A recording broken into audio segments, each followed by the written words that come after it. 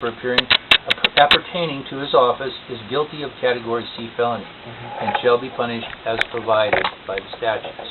Okay? So, you know, she's committing a felony. She's concealing it.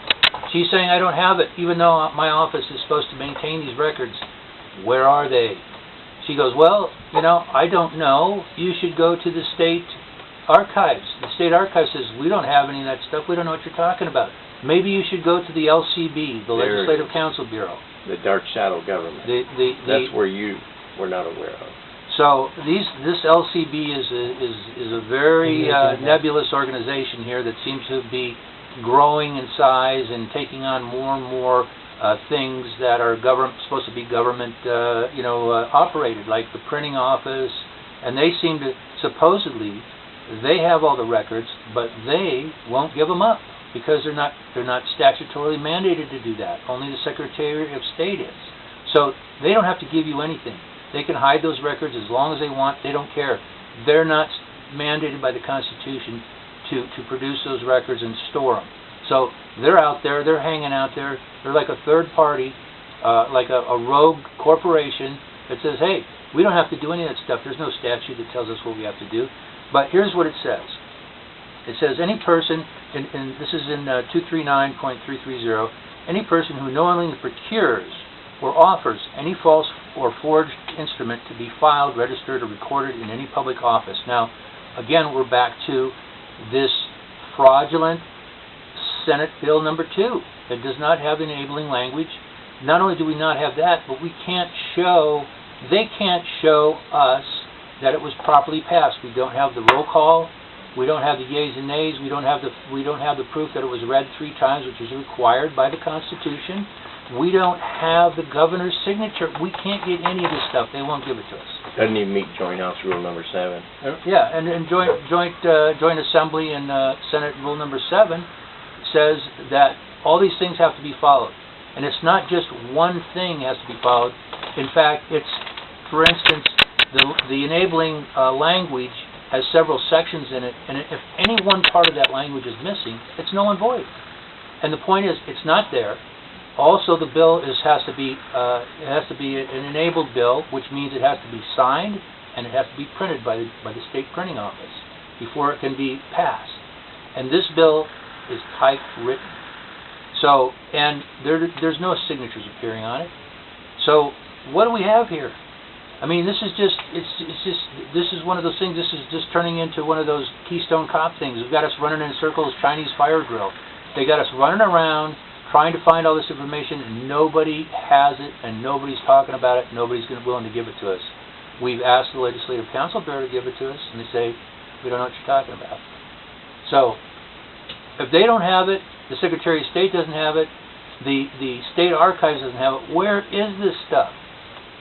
Where is it? Now, they have to give it to you when you ask for it. Well, the Secretary of State does, but it doesn't say anything about the Legislative Council Bureau.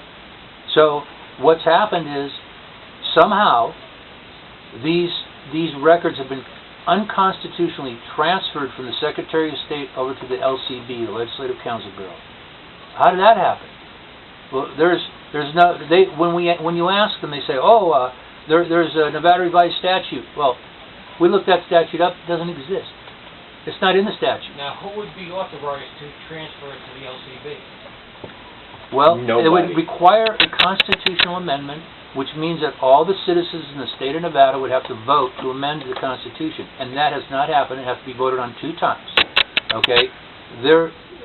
Look, I addressed this issue once before. I did the briefs on the Walter Trujillo case in front of the Supreme Court for the law firm that I work for, and my argument was that they used a statute to amend the Constitution to do away with the writ of error quorum nobis. And I said, you can't do that. You cannot amend the Constitution with a statute. And that's what they did. They amended it with a statute. They said the only common law form or remedy that you have if you've been convicted is through a writ of habeas corpus. No other common law remedy may be pursued. And that was a statute. And they said, well, that's good. So they got rid of the writ of habeas, or they got rid of the writ of error quorum nobis in 1955. So in 2013, the Supreme Court said, well, okay, yeah, you're right. So They brought the writ of error quorum nobis back after only 58 years of unconstitutionally getting rid of it. 58 years. You know, that's older than most people. Well, look at the Lyons case, Anthony Lyons. He got talked into signing a plea agreement. This guy walks into a casino, and all he does is put his money in the machine and just pulls the handle. Then he thought, well, maybe if I pull it a little harder or a little quicker, or if I just pop it back, maybe the wheels will mash and I'll hit. That's all he was doing. They arrested him. They made him sign a guilty plea. They gave him 4 to 10 years in prison. And his attorney coerced him into signing the plea agreement. And when he went to prison, he landed in the southern desert, and he met an inmate advocate, somebody who knew a little bit about the law. Okay? And so he said, wait a minute, there's something wrong with that NRS statute that they used against you. It's vague. Just vague. 34 years that statute remained in existence until it got challenged. The Nevada Supreme Court reversed Anthony Lyons' case and ordered his release. And they said that it handle popping versus machine manipulation. Now that NRS statute was just vague. We have found statutes that are contravening. But had Anthony Lyons had the data that we have and all the irrefutable evidence, he would have realized that the NRS statute was void ab initio. It was completely unlawful and unconstitutional. It's both. And he would have had a better argument, and certainly probably a civil suit. Now, he would have got a lawyer. Now, what we're getting ready to do, Anthony, Ross and I have talked about this. We're getting ready to go to the FBI, and we're going to present our findings to the FBI. And we're going to request and we're going to file a formal complaint. And you got a couple of judges in this town that are well aware of this. One of them has filed damaging decision to the appellate court, causing it to make grave errors, place people in grave peril, because they've used that appellate court decision on Wanker to cause other habeas corpuses to be denied in other counties. And she caused this, and she knew she'd deliberately done this. What she filed and what's been said to the order of affirmance on this Wheeling case is totally wrong. She needs to either resign or the Ethics Judicial Commission needs to fire her and remove her. Now, she's on some kind of probation now, I understand. But this right here, what she just did, that's irrefutable. And when you lie to a higher court, and I'm just saying she misrepresented the truth. I don't like to call anybody a liar. God bless her. She knows what she is. But at any rate, we're now going to actively pursue that. And if knowing what I know, and if I was her, if she thinks she's all powerful and king or whatever, queen, Oh, yeah, she thinks so. that lady better not walk. She better run and say, I'm done. Somebody else come and take this place, take this position. And Judge Lane, some of the things that he's done as well, he's known of this. It's been submitted to him. He just flat denied it. Denied people's habeas corpus. He never signed his oath of office. No, we have his oath of office in our possession, and it's on its way, but I've already know for a fact that he's not signed it, and I'd like to see where his bond is. And I think she has a problem too. Yeah, he's not, I know he's not bonded, and that's a problem. You know, we're not going to ask any questions if I guess we can't talk about this. Yeah. But that's a problem for the county, because the county put him in, what, himself? Be himself? They're state employees. He works for the state, so it'll be a state bond. Yeah. That's why you guys have no jurisdiction. Secretary of State did provide us Judge Lane's oath of office, and it's unsigned. He has no business even. Yeah, we're going to produce all that. He has no business even being on the bench. That would have been 2014. Was it 14 that he? No, he's been there. No, he goes way back. I know, but he just got reelected. Yeah, but he has never signed one. He never None of signed them any. signed. No. And he has no bond insurance either. So what that means? He's never paid the $1,000 or $1,500. Actually, our Kurt Vito, who works in the DA's office, until I brought it up to the DA, he wasn't bonded either. He became bonded 3 months after the new DA took her office. Yeah, well, they want to cover up that. That's an accessory to some form of fraud. I don't think she was covering up, because I'll stand up for her, because I don't think she wanted to cover up on it. But she wanted to cover herself by Right. making them get bonded. Well, Right. here's the problem, okay? In a nutshell, I took my business law class years ago, and I had all these Internal Revenue Service employees in there, and I had to give a panel discussion about some kind of business vehicles and stuff, and I gave it on the use of offshore tax havens in modern tax strategies, okay? And I explained to them how Reaganomics works and why it's the purpose of Reaganomics was to get foreign investment in the United States. And so what they did is if you were a non-resident alien and you had passive income, you didn't have to pay income tax on it. You get to take it back to your country without paying any income tax. So that means a foreign corporation or a foreign person could come in here, set up a corporation, buy an apartment complex, and at the end of each quarter transfers all the profits to a non-resident alien. That's passive income, okay? That's trickle-down economics.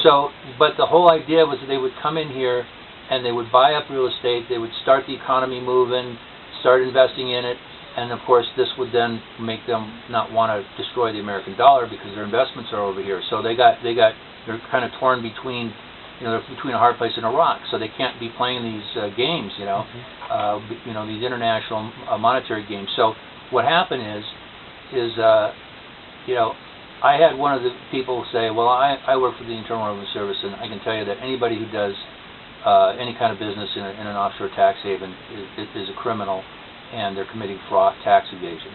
And I said, whoa, that's a pretty strong statement, I said, well, I have right here, a Senate hearing with the Assistant Secretary of the Treasury, and what does he say? He says that anybody doing business in an offshore tax haven, and I'm quoting him right out of the book, he said, is presumed to be doing business lawfully.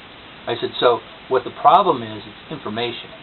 So what the Internal Revenue Service does, and it does it intentionally, is they only the people at the top really know what's going on. All the rest of the people are running around in like a smoke-filled room, biting each other's heads off. They don't know what they're doing.